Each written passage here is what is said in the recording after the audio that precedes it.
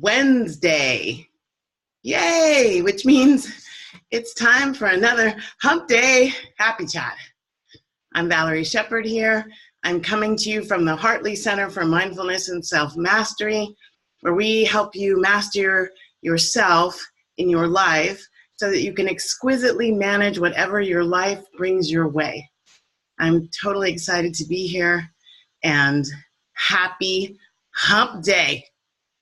Say it with me. Happy Hump Day! Yeah! Hi. I hope you're having a fantastic week so far, and I'm going to try and give you some tips and tools to up-level that week. And so I'm coming at you today thinking about this idea that I love to think about, called raising your consciousness. I talk about it in my book. In fact, my book, Living Happy to Be Me, Dancing Your Soul Lifestyle, I start off there because I truly believe what I put at the front of the book. There's a dedication, and it says this. I'm going to read it to you. This book is dedicated to you, the reader, and all the other courageous people out there who are willing to take an inward journey of discovery and transformation to raise their consciousness. Elevating your consciousness is the only true way that I know of to really create deep and lasting happiness in your life. The only true way.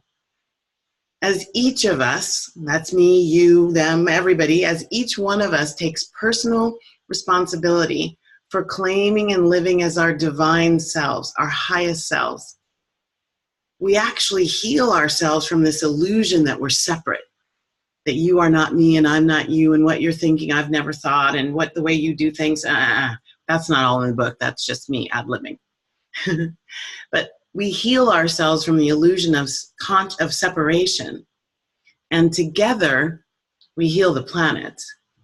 Together we create more peace, more love, more joy, and more freedom, emotional freedom, not political, emotional freedom for all.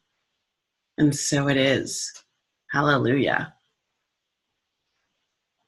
Don't you want some of that? I do. First, I'm going to have a sip of my tea. So I'm sporting my Canada mug. I love this mug because it's 3D. Excuse me. I make a really wicked morning matcha green tea latte with coconut oil and almond milk and whipped cream, and it's like my morning healthy indulgence. But so this mug, my Canada mug, it really reminds me of where I was this weekend.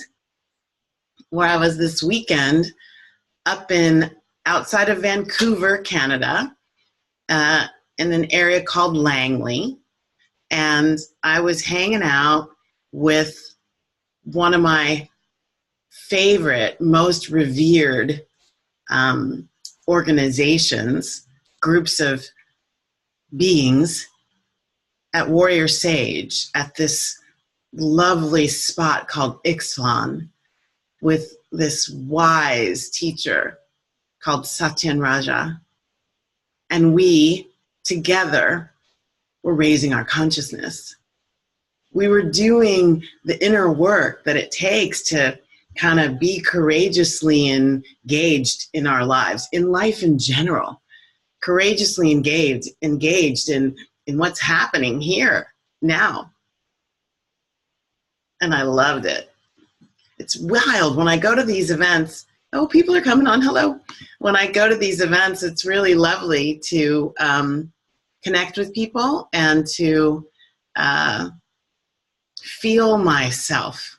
Have you had that experience where you're doing something and you just get to an incredible connection of the self? It's so lovely. And what I love feeling, not all of it's beautiful, right? Sometimes when we're doing this inner dance, we're dancing with the false self, the illusions, the old emotional junk in the trunk, the anger, the regret, the guilt, the shame, fear. Fear's a big one. But it's so beautiful to do that in connection and collaboration with others who are on the same journey, their own version of the same journey. So what does it mean to raise your consciousness? So if we want to get you happier, like, right, this chat is about how can I support you to be your happiest, to really tap into the true joy. Happy is an emotion, so it goes in waves, but it's a reflection. When you get at the deepest level of happiness, the highest level of happiness, you're in joy. You go even a little higher, you're in bliss. That's actually a part of the state of being that you always already are. You just have to connect to it. And the way to stay connected to it is to elevate your consciousness away from lower consciousness ideas. So things like separation, things like duality, have not, good, bad. The duality in the world is a part of a lower consciousness experience. When you can heal yourself from that and move to a higher version, elevate your consciousness, raise your consciousness, expand your consciousness, you're actually contributing to your own experience of your own joy, of the joy that's available to you at all times. So what is this raising your consciousness? Think of it as expanding your vision, your field of vision, expanding your awareness, expanding your acceptance.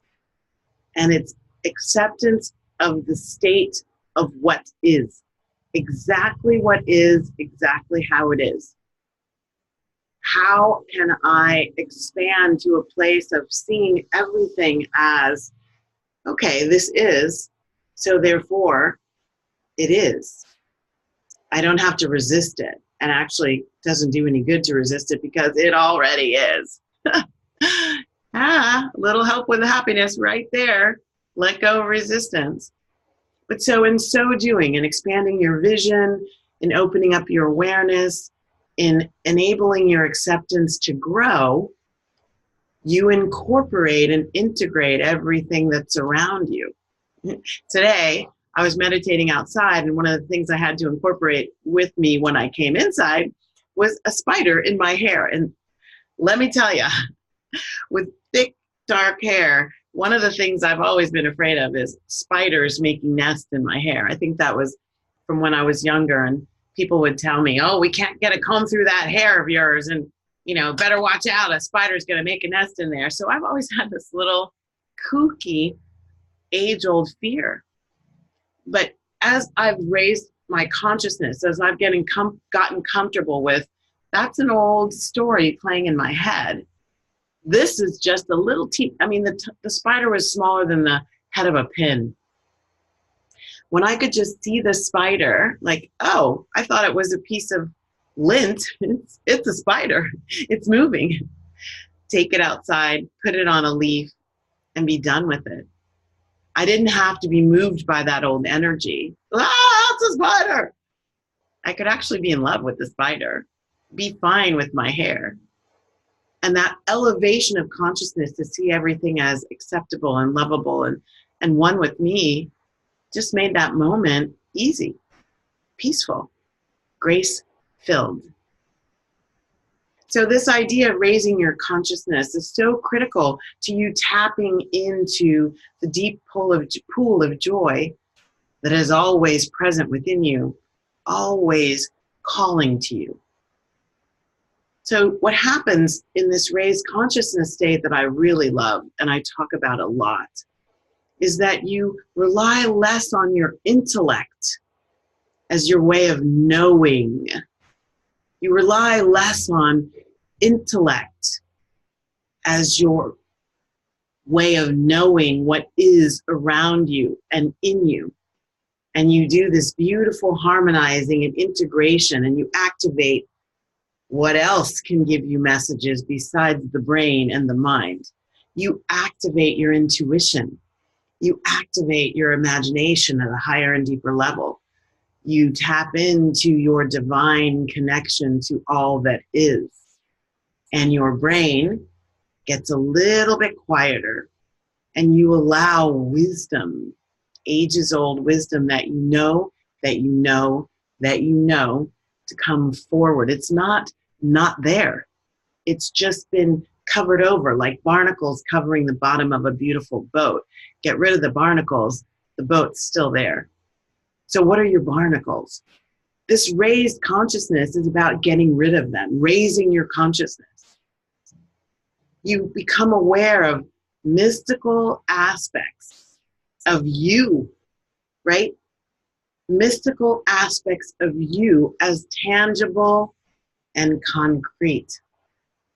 They're as tangible and concrete, in fact, as having a dictionary definition or some scientifically substantiated experience. A lot of people call this woo-woo. And I say, don't you poo-poo the woo-woo. Woo-woo, this mystical, sometimes inexplicable by the scientific black and white nature of the mental capacities of the mind, is all around you, always present in you and through you and in everything in the world at once. There is not a need to make everything either or, black and white. What's in the gray areas? How can you dance in the both and nature of you and your world? Henry Miller once said, one's destination is never a place, but a new way of seeing things. So raising your consciousness as a part of your way to create more happiness, more connection to your joy in your life is a beautiful way to see things anew, to see things differently. And here are some tips. Okay, so number one, be grateful.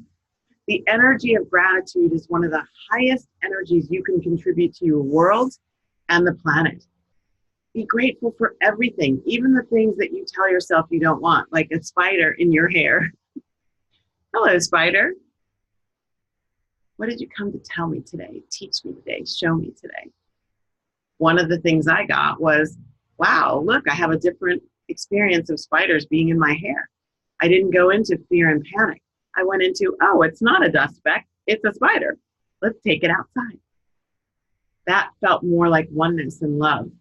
I connected to peace within me, even in the midst of an experience that I don't think I would have called in, but it was.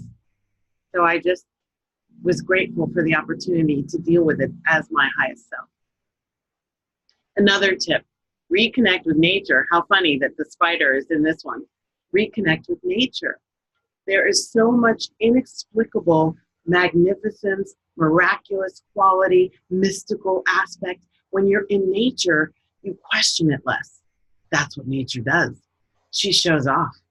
And when we're willing to see her and experience her and connect with her, boy, do we see way more.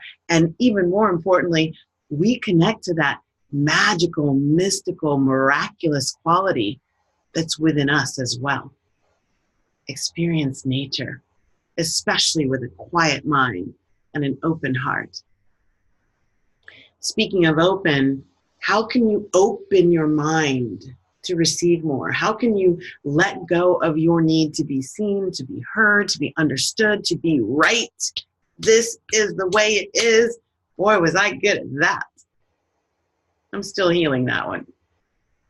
So how can you open your mind? Let go of what you think is gotta be your way and be open to what else wants to be seen and heard and acknowledged by you, for you. This is your happiness we're talking about. So how is this being a closed mind preventing you from experiencing what's already there trying to speak to you?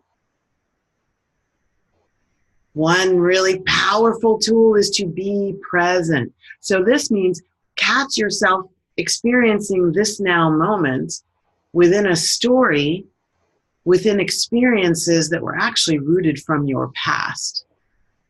This one is a long, involved one that has to do with this one thing Clean out the emotional junk in your trunk, baby. You cannot elevate your consciousness hanging on to old anchors of the way things used to be, the way things you wanted them, the way things went horribly wrong. You cannot fly hanging on to the anchors that are trying to weigh you down. Lighten up and let those things go so that you can be in the present moment and have all the richness that the present moment is wanting to bring into your experience. That is part of the happiness that you seek. And then last, deepen your ability to accept, allow, and receive. I think there's a crisis of receiving in this world. There's a lot of giving. And many people are giving, kind of casting their pearls onto soil that isn't willing to receive. So create in you this fertile ground to be able to receive. And you start by accepting and allowing life to unfold exactly as it is in the energy of gratitude, in present moment awareness. Just doing those things, you've already elevated your consciousness. You keep doing it, and you will find that you are living at an elevated state where happiness is so much a part of just the way you see things, the way you experience them. And you can laugh and play and connect with people and have fun too. But that's for another Hump Day Happy Chat. So this is Valerie Sheppard. I'm so excited to be with you. Thank you for tuning into my page at Positively Happy to Be Me. If you're interested in more tips and tools like this, you can grab the Kindle version or the hard copy version of my international best-selling book, Living Happy to Be Me.